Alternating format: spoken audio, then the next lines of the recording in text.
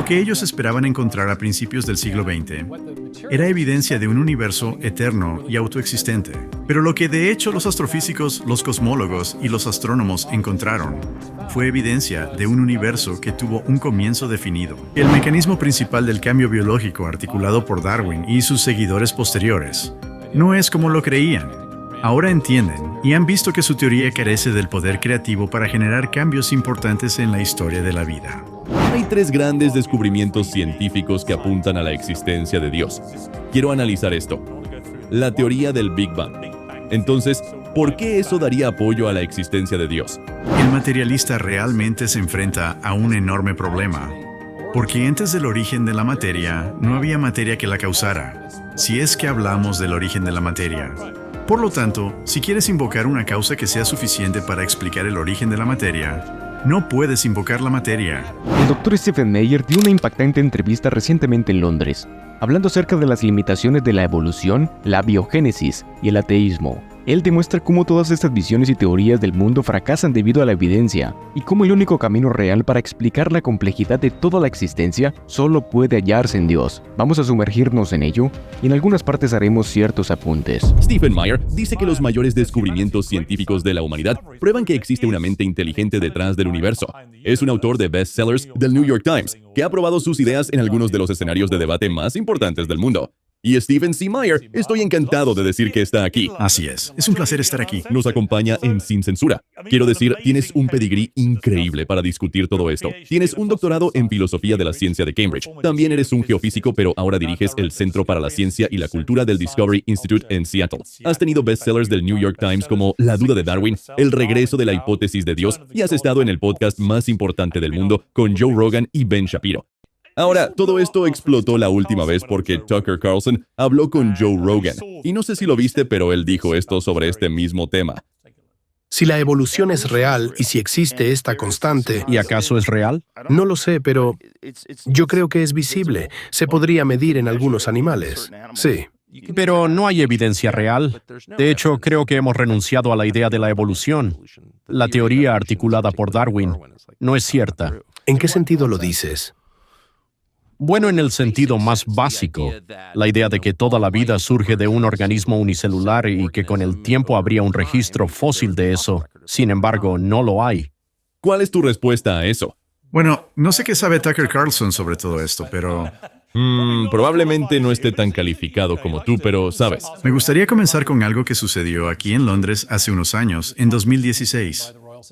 Una importante conferencia fue convocada por la Royal Society, posiblemente el organismo científico más prestigioso del mundo.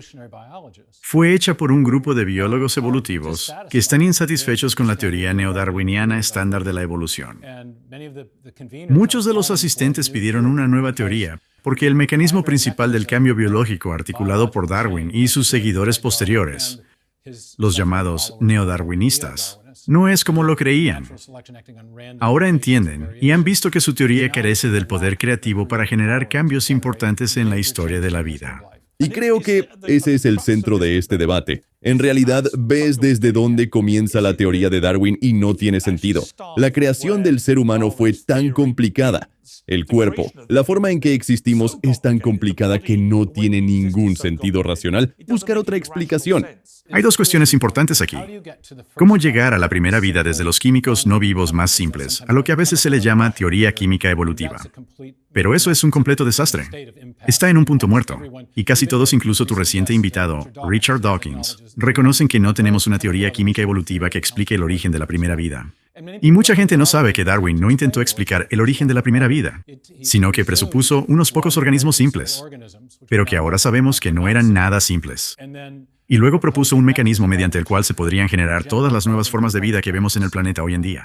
Así que este es el punto que el Dr. Meyer está planteando, que lo que se les enseña a los niños en la escuela sobre la famosa sopa primordial que conduce al hombre moderno es mitología, es literalmente mitología. Ningún científico ha explicado cómo surgió la vida a partir de la no vida. Es un enorme agujero dentro de la comunidad científica. Y de hecho, como señaló el Dr. James Tour, los objetivos se están alejando cada vez más a medida que los científicos estudian esto. Ahora el Dr. Meyer también abordará algunos de los problemas de la llamada macroevolución. Pero incluso eso ahora está siendo cuestionado. porque el mecanismo principal del cambio evolutivo hace un buen trabajo al explicar la variación a pequeña escala, que es a lo que Tucker se refería como a la adaptación. Estos serían ejemplos como los pinzones de Darwin, donde los picos se vuelven un poco más grandes o un poco más pequeños en respuesta a patrones climáticos variables. Pero eso no explica las principales innovaciones en la historia de la vida, como el origen de las aves, los mamíferos o los animales en primer lugar. Más bien, en el registro fósil, lo que vemos son casos de apariciones muy abruptas de las especies, pero sin los intermediarios transicionales que se esperarían con base en la imagen darwiniana del árbol de la vida. Entonces, ¿tu creencia es que la teoría de Darwin realmente fracasa? Sin duda, aunque creo que sí captura un elemento de la verdad. Hay variaciones a pequeña escala, que ciertamente es un proceso real y nadie cuestiona eso. Pero lo que está en juego ahora es el grado en que tiene un poder creativo genuino. Y de hecho creo que en esta conferencia de 2016, la charla de apertura la dio un destacado biólogo austriaco, no un comentarista político. Y él enumeró 5 grandes déficits explicativos del neodarwinismo.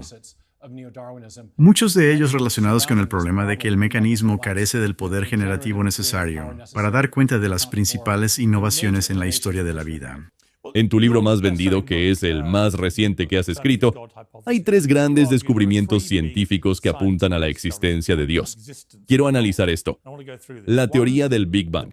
Entonces, ¿por qué eso daría apoyo a la existencia de Dios? Quisiera dar solo un pequeño marco de contexto antes de sumergirme en la evidencia. El profesor Dawkins de Oxford ha dicho que el universo tiene precisamente las propiedades que deberíamos esperar si en el fondo no hay ningún propósito ni diseño. Nada más que una indiferencia ciega y despiadada. Y aunque estoy en desacuerdo con él, creo que sí enmarca el tema clave. Y esto es importante de señalar porque lo que él está diciendo es que si pensamos en ello como una cuestión científica, si tenemos una hipótesis sobre la realidad, la forma en que probamos esto es mirando el mundo que nos rodea, viendo si lo que vemos se corresponde con lo que esperaríamos ver si nuestra hipótesis fuese cierta. Y su hipótesis es la de la indiferencia ciega, que es una forma abreviada de decir que todo surgió mediante procesos materiales estrictamente no dirigidos. Y lo que ellos esperaban encontrar a principios del siglo XX era evidencia de un universo eterno y autoexistente.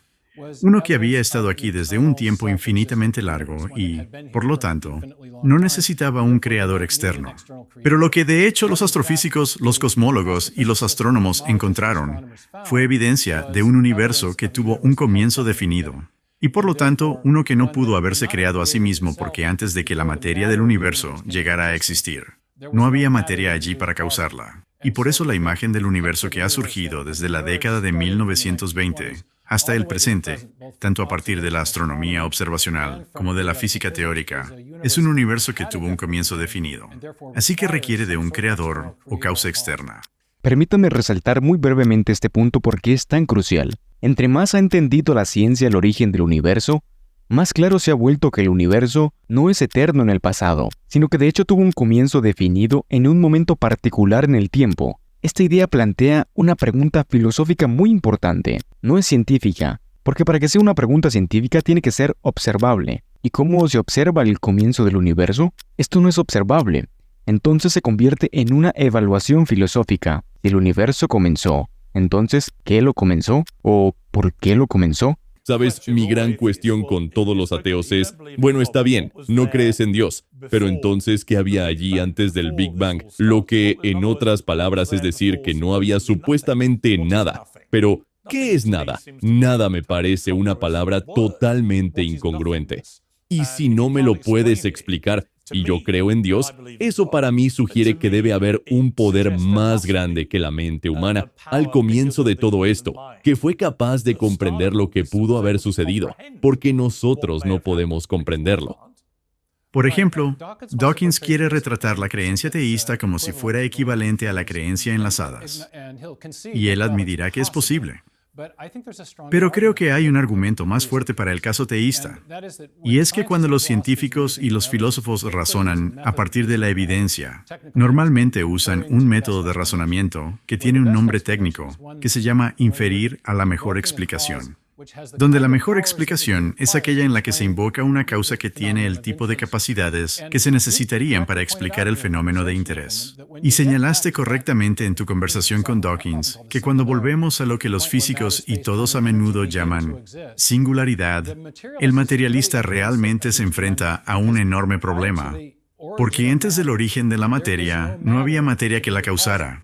Si es que hablamos del origen de la materia, que ahí es donde comienza. Por lo tanto, si quieres invocar una causa que sea suficiente para explicar el origen de la materia, no puedes invocar la materia. En principio, las explicaciones materialistas son insuficientes, por lo que necesitas invocar algo que sea externo al universo material y que no esté limitado por el tiempo y el espacio. Eso comienza a pintar una imagen del tipo de causa que necesitarías. Debe tener el tipo de atributos que en el teísmo clásico se asocian con Dios. Dios está fuera del tiempo y el espacio. Tiene poder causal. Es un agente con voluntad y, por lo tanto, puede iniciar un cambio de estado que es desde la nada física al todo. Ya pueden anticipar en la sección de comentarios de este video que habrá ateos rompiéndose los dedos para escribir que no hay ninguna evidencia de este Dios. Por lo tanto, creer en Dios es como creer en un unicornio o en un hada o lo que sea. Pero decir eso es ignorar el hecho de que lo que realmente es absurdo es pedir evidencia material de un ser inmaterial como lo es Dios. Hacer eso es como pedir evidencia de un objeto tridimensional dentro de un plano bidimensional. O por ejemplo, sabemos que objetos abstractos matemáticos de 4 dimensiones, como los tesseractos, existen. Sin embargo, ningún matemático o científico podría dar evidencia material de los mismos porque no los podemos percibir, ya que solo actuamos dentro de un plano físico de 3 dimensiones. Pero el hecho de que no podamos tener evidencia material de los tesseractos no implica que no existan. Sabemos que existen porque hay una 4ª dimensión, tal como la describe la teoría de la relatividad general de Einstein. El problema real está en que estas personas tienen sesgos materialistas. Si comienzas con el presupuesto de que el único tipo de realidad que existe es una realidad material, entonces obviamente dices que no existe tal evidencia para lo inmaterial. Pero el problema es que la materia misma, sí vino a la existencia en un punto del pasado, y eso plantea la pregunta acerca de dónde vino la materia misma, y abre una ventana a otro modo de realidad, un modo de realidad inmaterial, lo que algunos han llamado la mente de Dios, que es el impulso tanto para el universo como para las constantes como la gravedad, la velocidad de la luz, que son estos principios fijos con los que opera todo dentro del universo.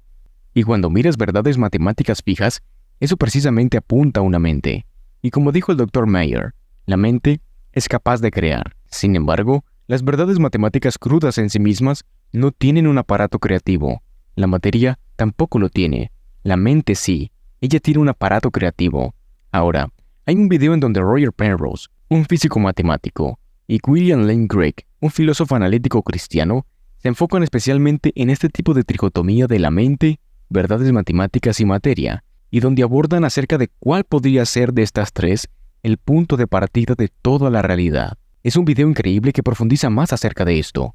Si les gustaría que lo subiera en español, déjenlo en los comentarios. Espero que hayan disfrutado de este video. Nos vemos en el próximo. Bendiciones.